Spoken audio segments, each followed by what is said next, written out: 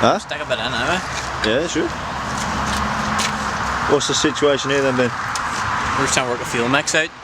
No, we don't know if that has been pre-mixed or not. Well, who's that on the bottle? That one.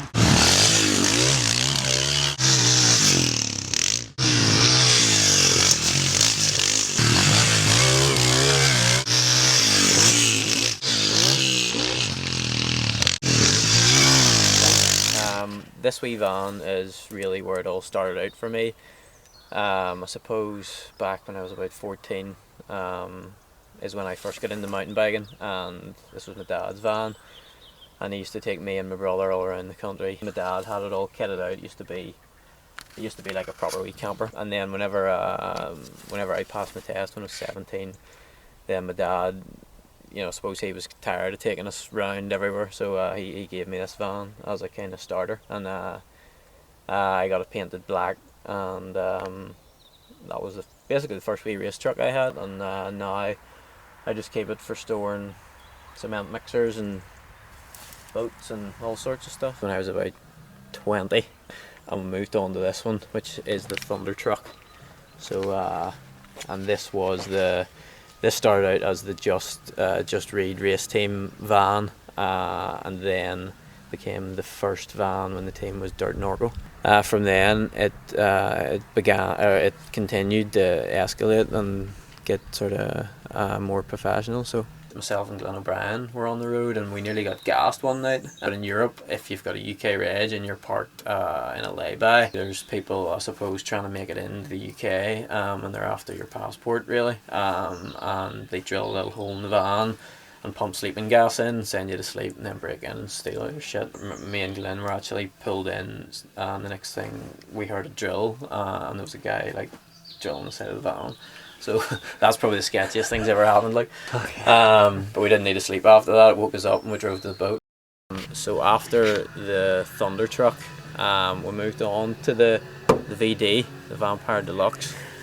I had actually got this before the whole thing went to the dirt team. I'd actually bought this wee bus just as a standard bus with like 20 seats in it, for carrying out dolls to nursing home or something. I suppose at that time really the team didn't really have the budget to have a big custom built race truck, so I knew that it would be possible if I built it myself. So me and my dad really helped me out, and the both of us got stuck in and turned this from a nursing home bus to into the race truck that it is now. Me and my dad totally stripped it out, took the skin, the sheets off the side, took all the glass out, pretty much had it stripped down to the frame rails. Like if you had been standing outside at the back corner, you could have looked straight through the truck and seen that wall. Like there was no sides on it at all. So we then cut all the frame rails and jacked it up about I think we put about 13 inches into the height. We actually jacked it up until it hit the roof of the shed, and then we brought it down an inch so that we could drive it out. I designed it out actually on Microsoft Paint. Designed it out exactly where I wanted all the windows and doors, and where I was going to have the cabinets and the water tanks, and where the spare wheels were going to fit, and I kind of just went through it all. But Microsoft Paint was all I was geared up to work. Like, it wasn't CAD or anything like so. This is the one that was on 3 minute gaps then?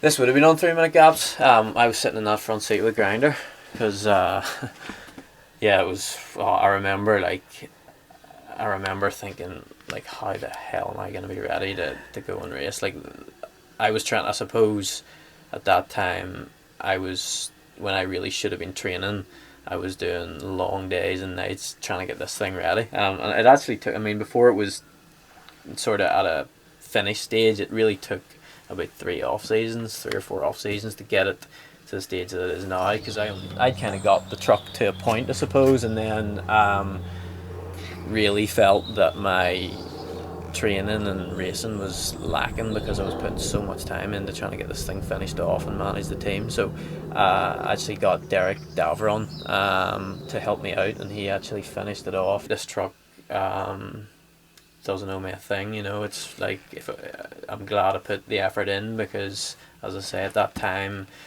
going out and spending 100 grand on a custom built race truck wasn't an option, and I could do it for a lot less by building it myself. So this truck really really helped the team go from here to here. So and yeah, she's a good little wagon. I mean, I've always kind of lived on the road in the van. I've always been the guy that has left the workshop in the van and drove to the races that I could drive to.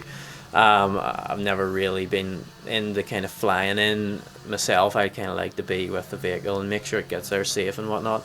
Yeah, like there's always mad antics when you're on the road. Like if it's not, I don't know, if it's not filled, draining us past the water out the window at 80 mile an hour, or hurling abuse out the window at someone. It's always something. But no, it's good. Like I mean, in the last couple of years we've changed things up a bit more, and the mechanics drive the race truck, and I'll normally go in the race truck, and then the riders and our media guy and that'll all fly in. So we're in the current team workshop.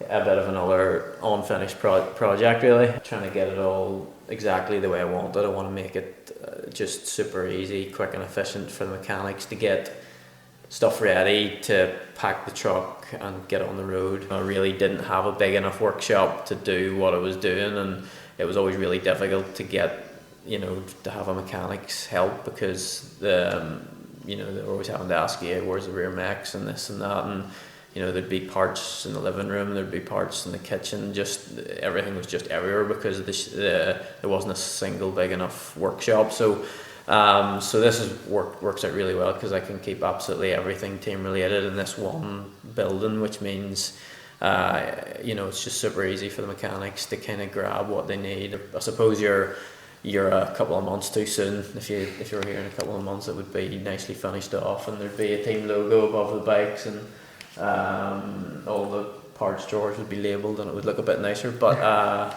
it's just another project that we're trying to get finished off. So what did you get up to in the off season, Ben? So after Val d'Isole, which was World Cup finals, I drove to Eurobike and spent a couple of days there talking to sponsors and showing them my presentation of what the team's going to do for next year. Since then, which was end of August really, pretty much from then until now, it's just been basically sitting at the laptop trying to get it all sorted out. So and it normally takes till just before Christmas time to actually have everything fully nailed down, and so that you can then start doing things like starting to design, say, the race kit for next season, because you've finally got all the sponsors that need to be on the jersey. So when I'm not in the office sorting out that stuff, I'm up here trying to get the workshop finished off. And Lovely. I think that'll do it.